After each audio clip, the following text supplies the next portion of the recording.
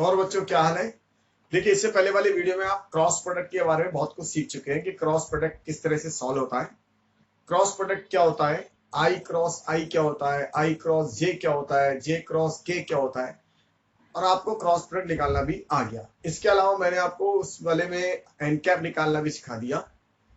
अब मैं आपको इस वाले वीडियो में ट्रिग्नोमेट्रिकल यूज करना इसका सिखाऊंगा। तो देखिए ट्रिग्नोमेट्रिकल यूज आपने डॉट प्रोडक्ट में भी सीखे थे, अगर आपको याद हो तो आपने डॉट प्रोडक्ट से निकाला था कॉस।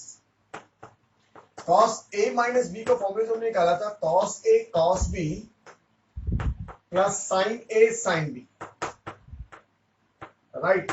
ऐसे हमने कहा था cos A plus B is equal to cos A cos B minus sine A sine B.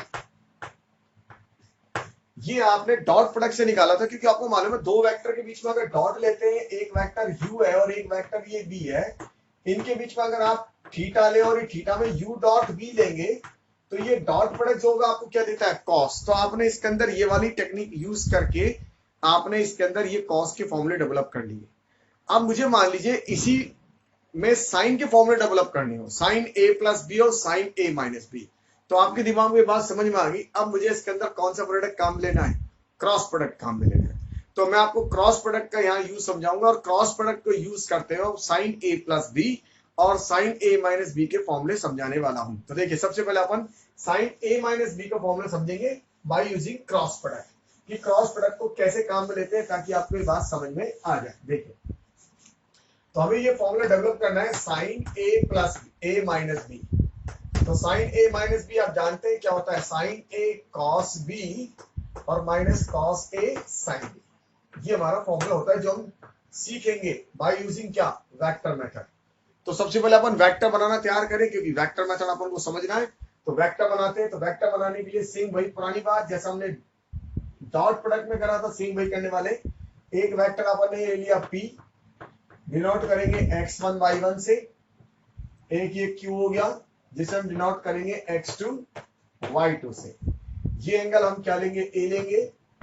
ये एंगल हमारा क्या होगा, b होगा। तो 100% ये पॉइंट इससे अवे है, ये वाला अवे है, तो ये एंगल कितना होगा, a माइनस बी होगा।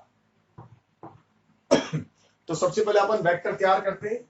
आपको वेक्टर तैयार करना आता है यस। तो ओपी वेक्टर क्या लिखते थे, x1i प्लस y1j। थीटा की फॉर्म में कैसे लिखते थे, ओपी वेक्टर इजकल टू, इसको लिखते थे OP vector is equal to x1 की वैल्यू डालते थे तो लिखते थे cos a i cap plus sin a j cap. Similar हम OQ वेक्टर को भी लिख सकते हैं और साथ में इसके एक वर्ड और लगाते थे और वो हमारा होता था OP is equal to OP vector. तो ऐसे ही हम OQ वेक्टर को कैसे लिखते थे, OQ vector is equal to OQ cos b i cap plus sine B और जे कैप। तो आपको दोनों वेक्टर तैयार करना मैंने आपको सिखाया था जब मैंने आपको डॉट प्रोडक्ट समझाया था। तो अब बस आपको इसमें करना क्या है, अब इस ओपी और ओक्यू के बीच में आपको कौन सा प्रोडक्ट काम में लेना है, क्रॉस प्रोडक्ट काम में लेना है। तो देखिए ओपी क्रॉस ओक्यू और क्रॉस प्रोडक्ट लगाना है, तो ओपी क्रॉस ओक्यू लिखेंगे। तो इस ओपी क्रॉस ओक्यू क्या लिखेंगे, OP mod OQ mod sine theta. अब इस ओपी और ओक्यू के बीच में एंगल कौन सा है, देखिए ये ओपी हो गया और ये ओक्यू हो गया, तो इनके बीच में एंगल कौन सा है, ए माइनस बी। तो ए माइनस बी, ए माइनस बी, और साथ में क्या लिखेंगे, एन कैप, राइट। क्या लिखेंगे अपन, एन कैप। अगर आप इस एन कैप से बचना चाहें तो आप एक काम और कर सकते हैं, दोनों तरफ मोड़ ले लें। अगर दोनों तरफ मोड़ लेंगे तो आपको एक बात और समझ में आ जाएगी, एन कैप की वैल्यू क्या होगी, 1 हो जाएगी। और एन कैप का जो डायरेक्शन का जो थोड़ा बहुत प्रॉब्लम हो सकता है वो भी हम हटा सकते हैं। लेकिन नहीं तो अभी आप इसको चलने दीजिए, बाद में आपको मैं हटाना सिखा दूंगा किस तरह से इसको हटाएंगे ताकि आपको और बेटर वे में समझ में आए। तो देखिए सबसे पहले अपन निकालेंगे ओपी क्रॉस ओक्यू। तो ओपी क्रॉस ओक्यू इसकी वैल्यू डालेंगे तो ये आ जाएगा OP cos A I cap plus sine A J cap. ये तो ओपी हो गया क्रॉस, राइट। ओक्यू की वैल्यू डालेंगे, ओक्यू ओक्यू वेक्टर की वैल्यू डालेंगे तो ये वाला ओक्यू, ओक्यू डाल देते हैं। क्या लिखेंगे, ओक्यू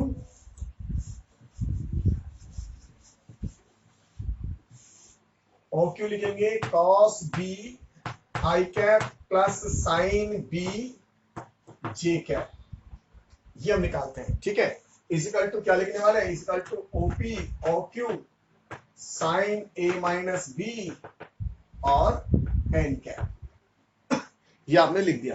तो यहां से इसको सॉल्व करेंगे तो आई क्रॉस आई, अब आई क्रॉस आई कितना होता है 0, तो ये तो 0 हो गया, प्लस आई क्रॉस जे, तो आई क्रॉस जे अगर आप काम ले आई जे और के, तो आई क्रॉस जे कितना के, तो ये के हो जाएगा, तो ये मेरे पास आ जाएगा OP O Q cos A right sign B और इसके साथ क्या लिख देंगे अपन के क्या, ये आ गया डायरेक्शन के साथ। अब ऐसे जे क्रॉस आई तो ये होगा माइनस का के, तो माइनस ओपी ओ क्यू कितना sine A cos B right और के कैप, क्योंकि ये के कैप नेगेटिव आएगा।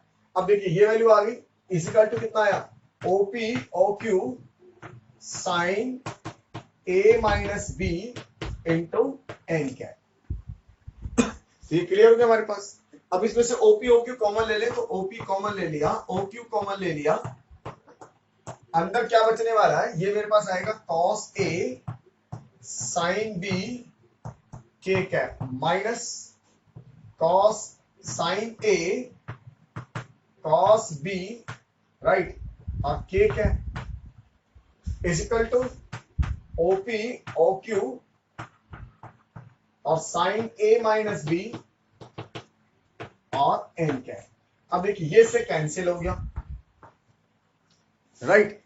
अब आप क्या करेंगे, इसकी डायरेक्शन को इससे मैच और करा देंगे, तो पहले इसमें से माइनस कॉमन और ले लेते, तो माइनस कॉमन लेंगे तो देखिए क्या बनेगा, ये बनेगा sign A cos B minus cos A sine B, मैंने इसमें से कॉमन ले लिया और साथ में क्या हो गया माइनस का के कैप कॉमन ले लिया, माइनस का के कैप, तो यहां से कितना है देखिए sine A minus B into N cap.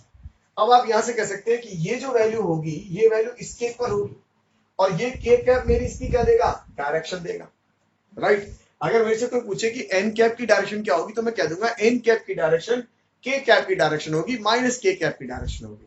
अगर आप इस डायरेक्शन में इंटरेस्टेड नहीं है तो एक छोटा सा काम और कर सकते हैं, देखिए दोबारा सुनिएगा कि साइन ए माइनस बी की वैल्यू तो ये आ चुकी है, sign A cos B minus cos A sine B, लेकिन फिर भी अगर अपन से डिस्कशन हो कि मान लीजिए कि हमें ये डायरेक्शन के बारे में डिस्कशन ही करना हो, डायरेक्शन के बीच में लाना ही नहीं हो, तो आप क्या करिए, इस डायरेक्शन के बीच में नहीं लाना तो आप दोनों तरफ मोड़ ले लीजिएगा। अब इधर भी मोड़ लेंगे, अब जब आप इधर मोड़ लेंगे तो 100% ये के कैप का मोड़ कितना होगा 1 होगा, तो ये कितना देखिए आया sign A cos B minus cos A sine B, ये तो ये आ गया, इक्वल टू इसकी वैल्यू 1 हो गई, इक्वल टू इसकी वैल्यू 1 हो गई, तो कितना जाएगा साइन ए माइनस बी, क्योंकि अपन को मालूम है के कैप की मोड की वैल्यू भी 1 होगी और एन कैप मोड की वैल्यू भी क्या होगी 1 होगी। तो आपको ये प्रूव करना आ गया कि sine A minus B equal to कितना sine A cos B minus cos A sine B, जिसे हमने सॉल्व करना सीख लिया। तो आपको साइन ए माइनस बी निकालना आ चुका है। अगर आप चाहें तो इसी तरह से साइन ए प्लस बी भी निकाल सकते हैं, तो वापस अगेन आपको 2 वेक्टर बनाने पड़ेंगे और साइन ए प्लस बी को डिस्कस करना पड़ेगा। तो एक बार अपन साइन ए प्लस बी और डिस्कस करते हैं, देखिए कि साइन ए प्लस बी कैसे निकालेंगे।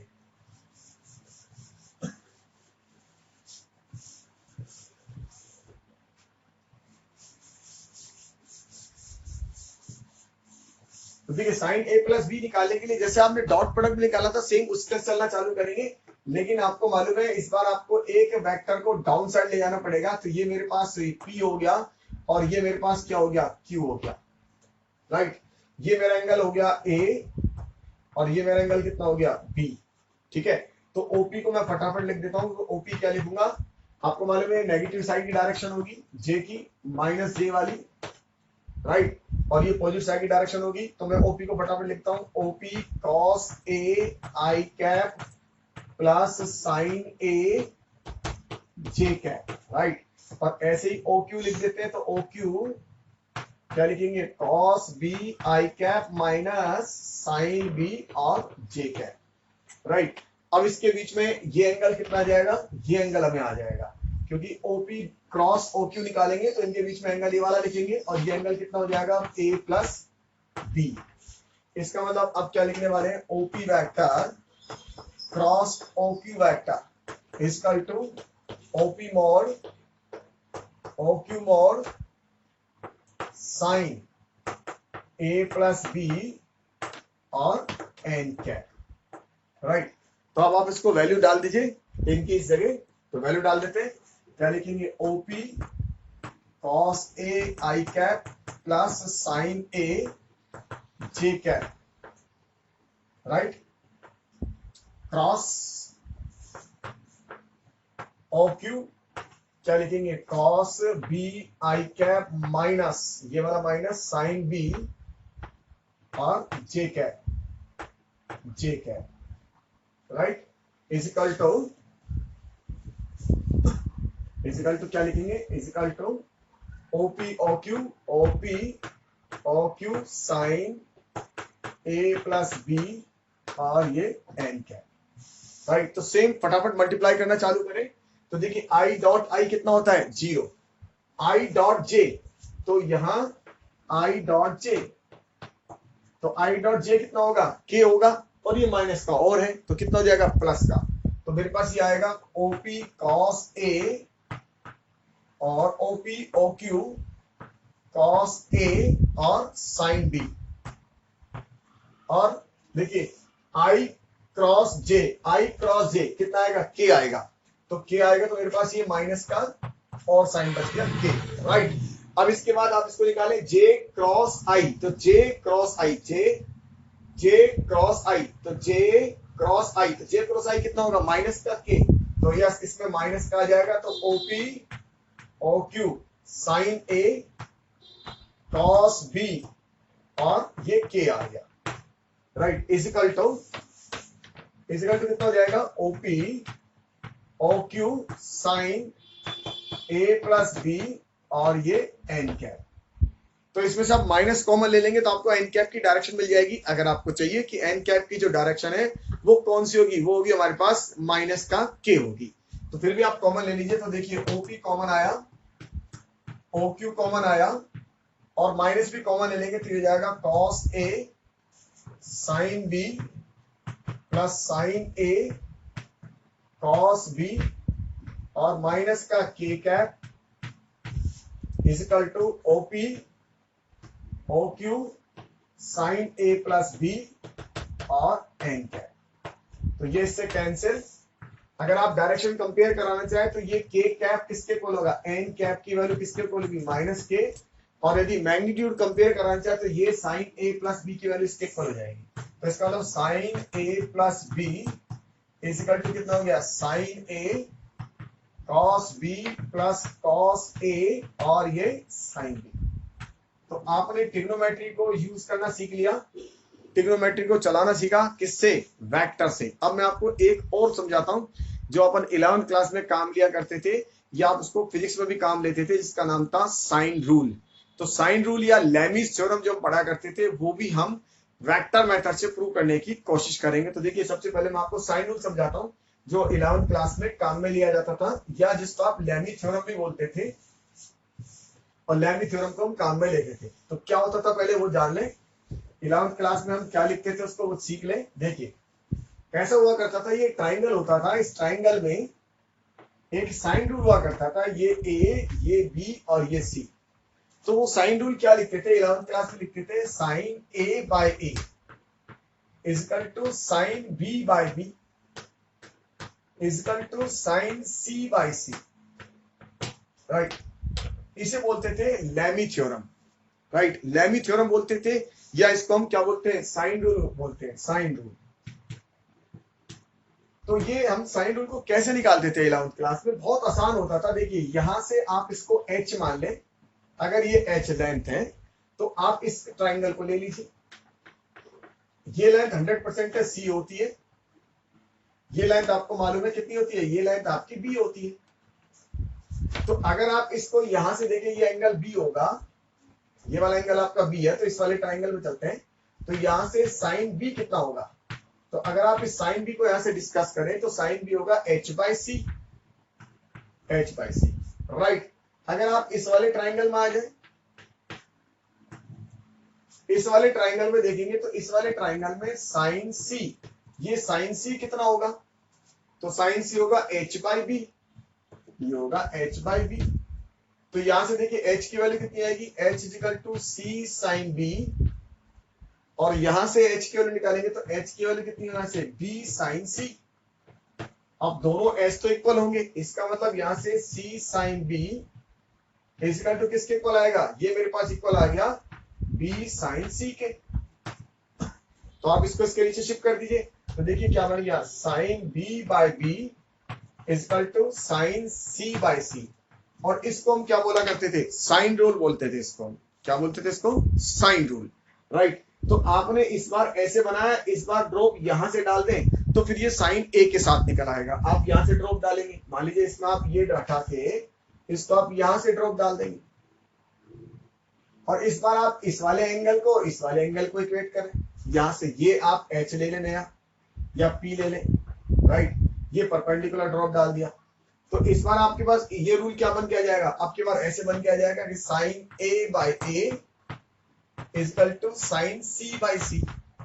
अगर आपने इस वाले में ले लिया इस ट्राइंगल में, तो देखिए ये 90 डिग्री होगा, इस वाले ट्राइंगल में लगाइए और इस वाले ट्राइंगल में लगाइए और ये सॉल्व हो जाएगा।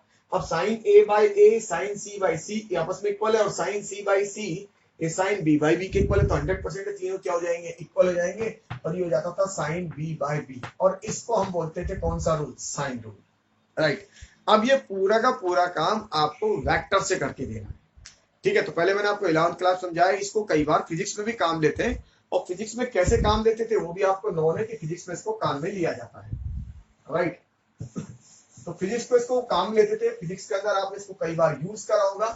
ये लेवी थ्योरम के नाम से चला करता है फिजिक्स के अंदर। आप ऐसे लिखते हैं, अगर आपको याद हो फिजिक्स में, तो अगर मान लीजिए आपके पास 3 फोर्स है, एक फोर्स पी है, एक फोर्स क्यू है और एक फोर्स आर है, तो आप फिजिक्स में कैसे काम लेते थे, ये अगर मान लीजिए इसके सामने वाला एंगल अल्फा है, ये बीटा है और ये गामा है, तो हम फिजिक्स में कैसे काम लेते थे कि ये फोर्स साइन क्या, इसके सामने वाला एंगल अल्फा डिवाइड बाय ये force P is equal to, ऐसे साइन इसके सामने वाला एंगल बीटा डिवाइडेड बाय ये force Q is equal to, इसके सामने वाला एंगल गामा डिवाइडेड बाय ये फोर्स कितना आर।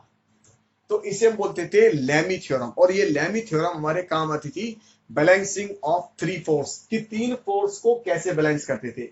एक फोर्स ऐसे हुआ करता था, इस फोर्स को बैलेंस करना है, एक फोर्स ये हो सकता था, आप चाहे तो इनके नाम F1 F2 भी दे सकते थे, F1 फोर्स है, ये F2 फोर्स है, ये F3 फोर्स है, राइट। तो ये PQR की जगह क्या हो जाएगा, F1 F2 और F3 हो जाएगा। तो ये हमारा काम हुआ करता था फोर्स बैलेंसिंग का, ठीक है। अब हम इसको यूज करेंगे किससे, वेक्टर मेथड से, कि वेक्टर मेथड से इसको कैसे समझेंगे।